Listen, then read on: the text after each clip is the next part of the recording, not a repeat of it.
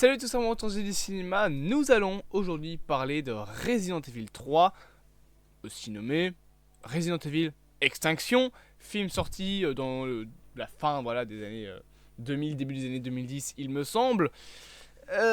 Suite du coup de deux premiers films Resident Evil mauvais, vous le savez, c'est de la merde.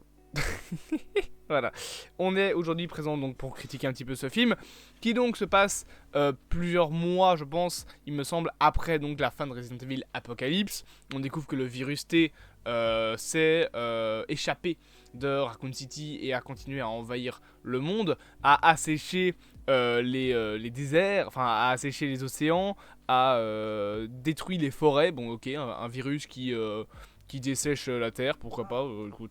Nique sa mère, hein, c'est le virus T, il y a un virus de mutant. Allez, c'est Resident Evil, on peut faire tout ce qu'on veut. Donc on se retrouve avec un film avec une ambiance Mad Max, désertique, avec des véhicules blindés, etc.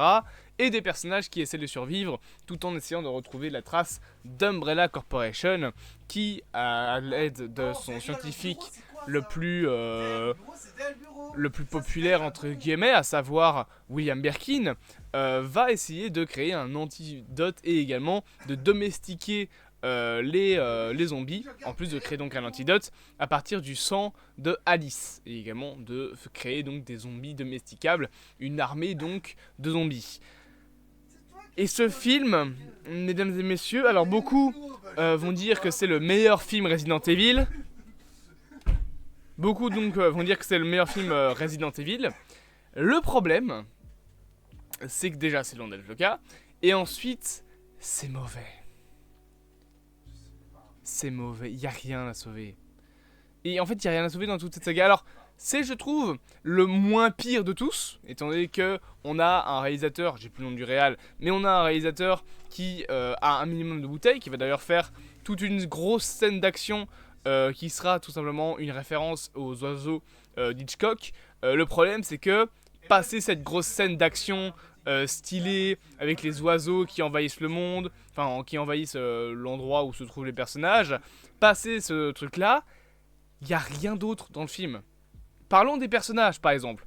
Carlos Oliveira est de retour, bien évidemment. On développe une légère amourette à la toute fin du film avec Alice, et c'est bien en soi, enfin pas bien, mais genre ça passe, on va dire. On a le retour aussi de LG, qui va se transformer en zombie, sauf que ça n'a aucun impact parce que le personnage est secondaire au possible. Tout ce qu'on sait, c'est que c'est un comic relief, pas un comic accurate, un comic relief qui fait des blagues depuis le second film.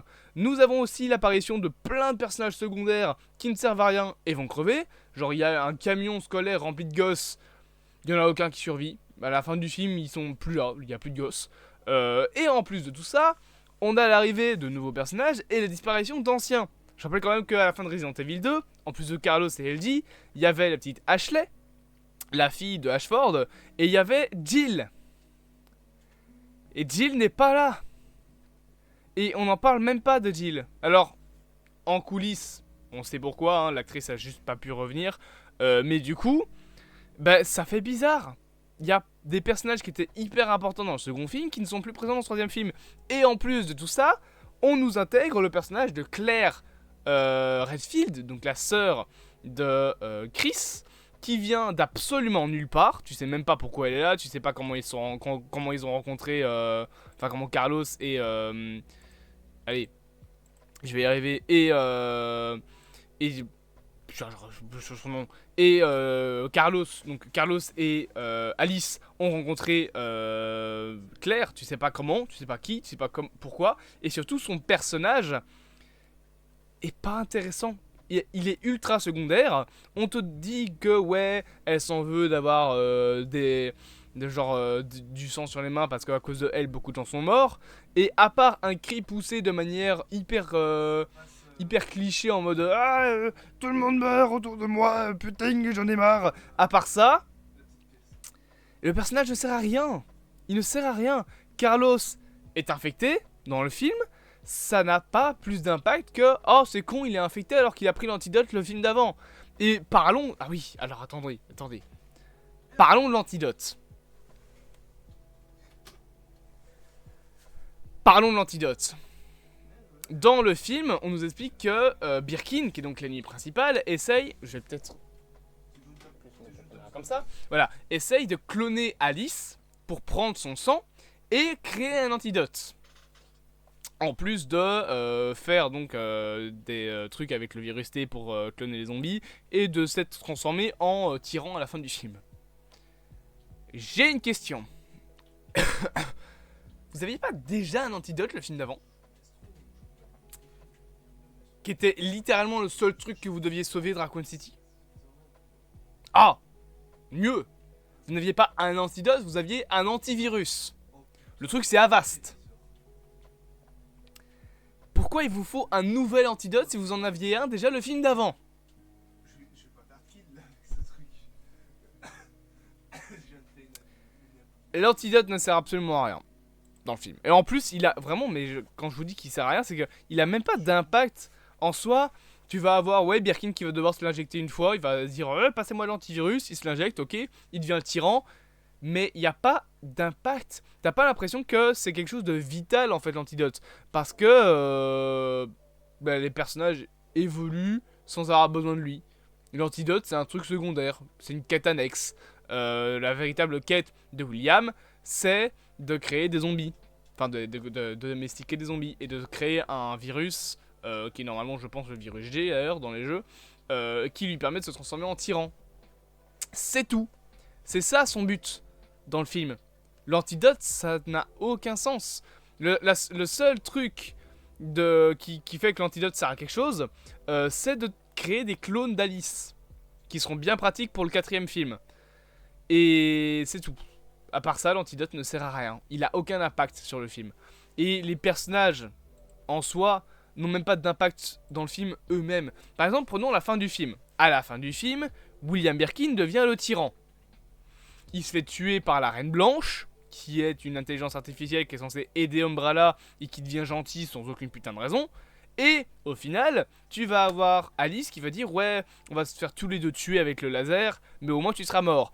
Et au final, le laser s'arrête in extremis devant sa gueule. Et là, l'égocentrisme du film et de toute cette saga arrive, plutôt que d'être sauvé, je sais pas moi, par allez au hasard, Claire Redfield, qui l'accompagne quand même depuis le début du film.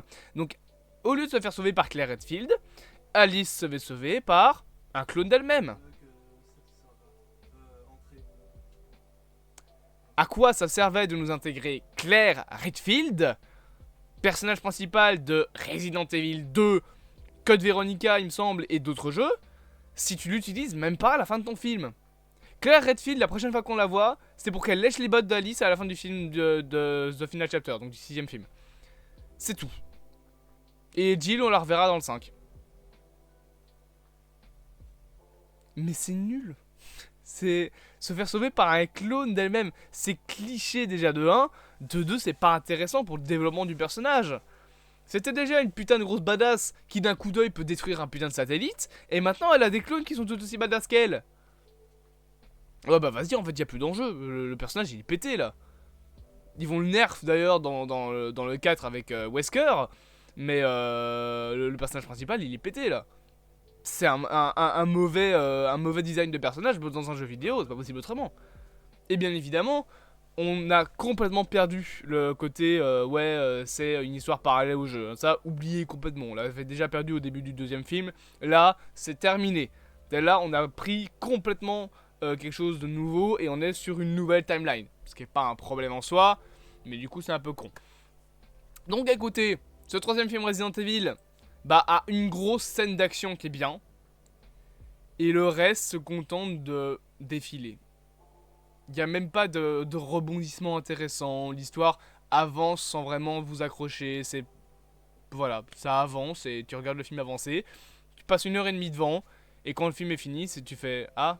Ok. Il y a Wesker pour la suite. Ok. Quand je vous dis que Welcome to Raccoon City est tellement mieux. Tellement mieux. Welcome to Raccoon City est bien. On en reparlera quand on parlera de ce film. Bien évidemment, n'hésitez pas à vous abonner, à partager, à liker et à commenter. On se dit à bientôt pour de prochaines aventures. Et le 4ème film, ça va être la fête.